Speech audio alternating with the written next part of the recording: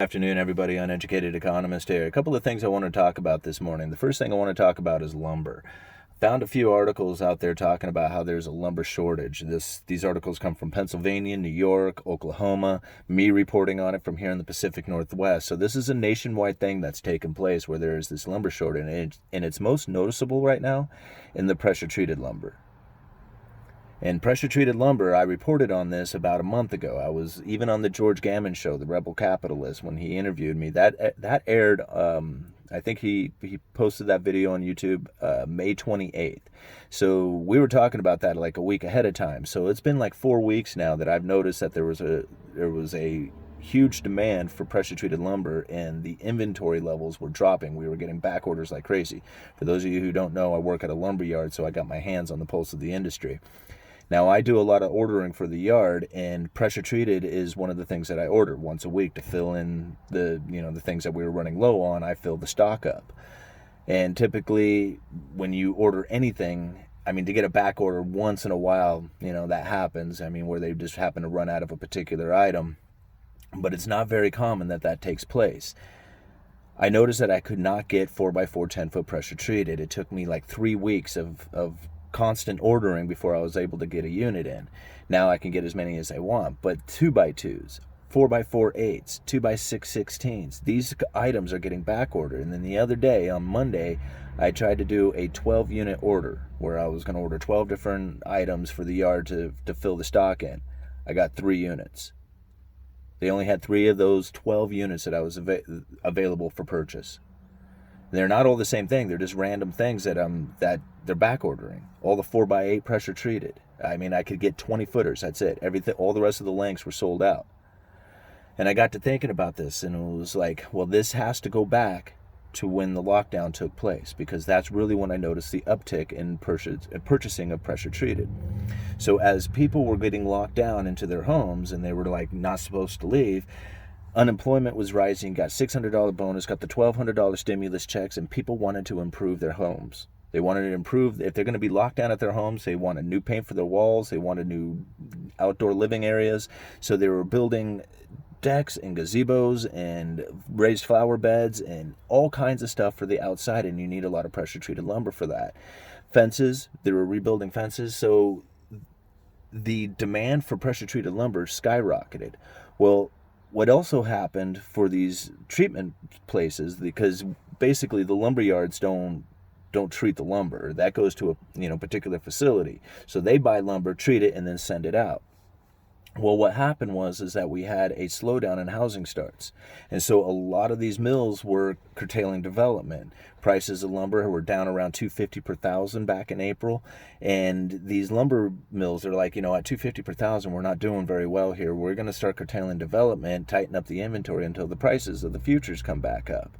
Well, at the same time, we had this, because of the lockdown, housing starts dropped dramatically. We had a huge drop in housing starts. I think it was like a 30% drop if I remember right.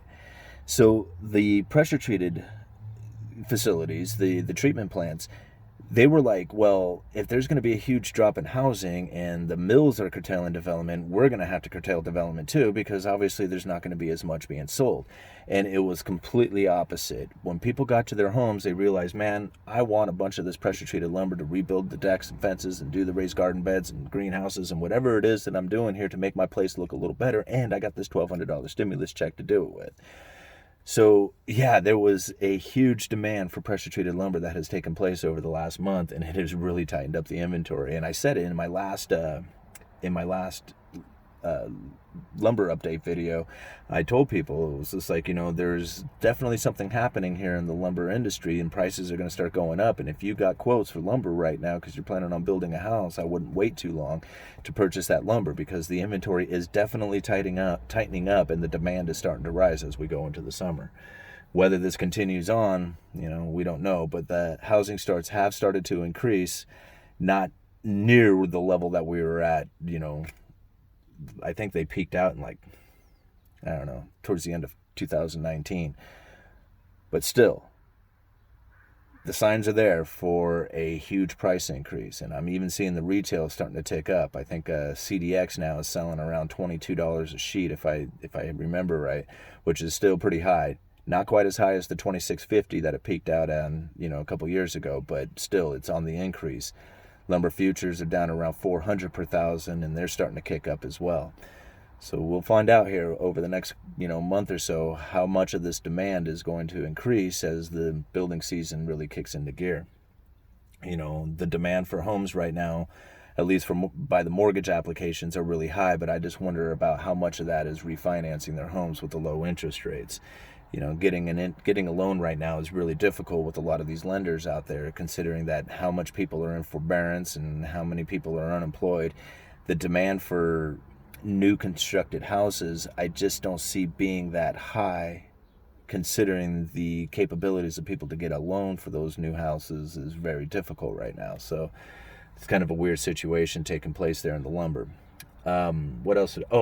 Wolf Street had an excellent article today that I'll leave a link down in the description for, and it's pretty much calls the Fed out on their credible threats. Because right now you have a quantitative easing that's unwinding right now. And a lot of people don't believe that because, there's been so much talk about the Federal Reserve, and printing up all this money and buying into every single corner of the market. And they got all these different lending facilities. But they're not. They have them set up, but they're not really doing anything with them. Now, they did with the payroll protection program and, a few other of these lending facilities. They did, get out there into the economy and get moving. But like the Main Street lending facility, there's hardly anything taking place in that yet. Of course, it is a brand new one, but from what I understand, the banks who are participating in it are very minimal considering how big the program is. And the people who are looking to take out these loans, there's a minimum, I think, of like $250,000 they have to borrow in order to take part in this mainstream lending facility. So a lot of these small businesses probably don't want to take out a $250,000 loan. Maybe they only want a $50,000 loan. Well, they're not eligible. You have to take out a $250,000 loan or you're not part of the program. So there's that's also taken place that may be stifling a lot of the lending taking place out of the mainstream lending facility. But this article itself, the Wall Street article, it really goes into showing how the mortgage-backed securities, how the treasuries, how the different things that are on the Fed's balance sheet are actually diminishing. Now, they're not coming down to the level that they were, say, prior to the lockdown taking place, because right after that there was a huge spike in the balance sheet and the asset purchases by the Federal Reserve, but they're not increasing anymore. They're actually have flatlined and coming down a little bit.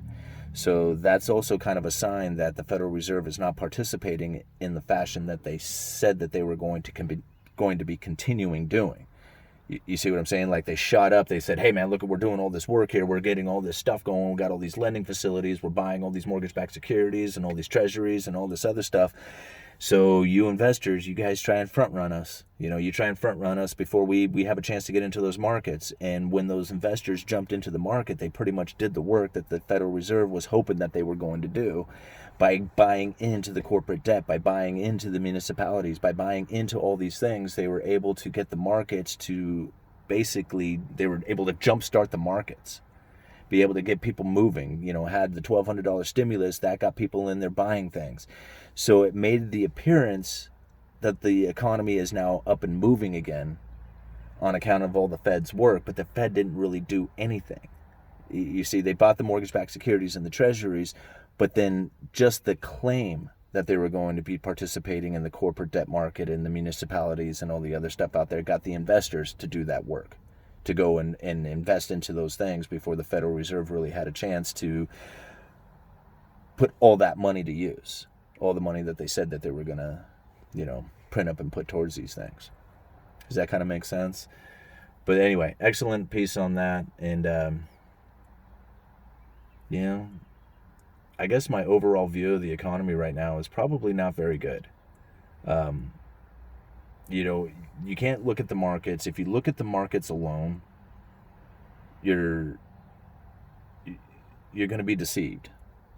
Because just because the Dow is reaching up on actually most of the markets are reaching up on the all-time highs, getting up there to those peaks again.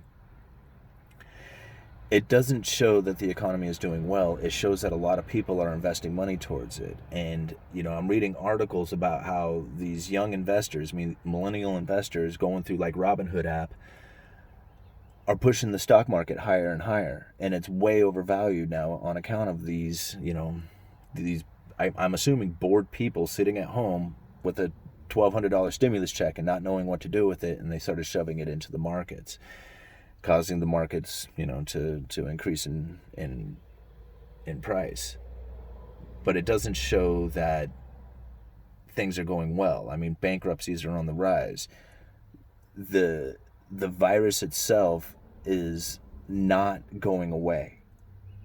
There's Oregon's about ready to, the state that I live in, they're about ready to put a full-on mask ordinance or whatever, statute. I don't even know how you're going to enforce this kind of law, but basically saying that if you are out in public, you have to have a mask on.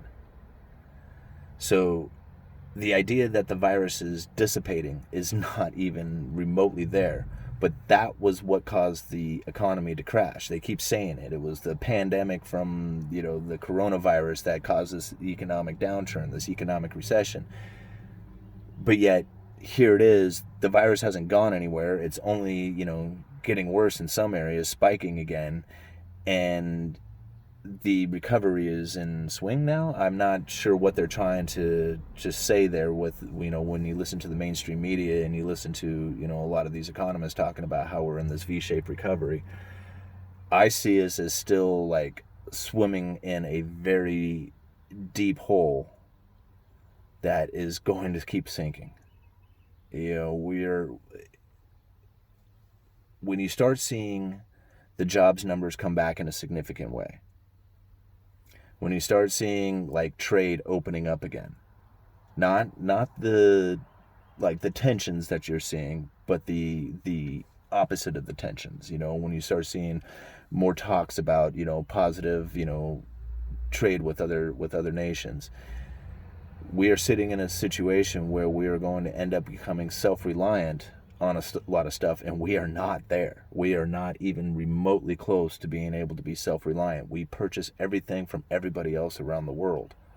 We make very little things here in this country. Now, I understand that that's, one of the things that they're trying to work on as far as, bringing manufacturing back to the country and stuff. But in the short term, we're sitting in a very dangerous spot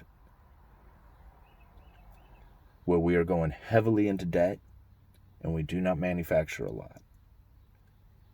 And the idea that this UBI or, stimulus packages and stuff, that all comes at a cost. A lot of people don't realize that, when they think, well, the government's going to fund this and that and the other thing. That's the taxpayers. You either fund things through taxes or debt. And, and they try to inflate it away. They try to use the hidden tax of inflation, where they print up money, spend it at face value, and then over time the depreciation of the dollar itself is the tax on the people for trying to save. Anyway, I kind of rambled on there a little bit. Uneducated Economist, you guys let me know.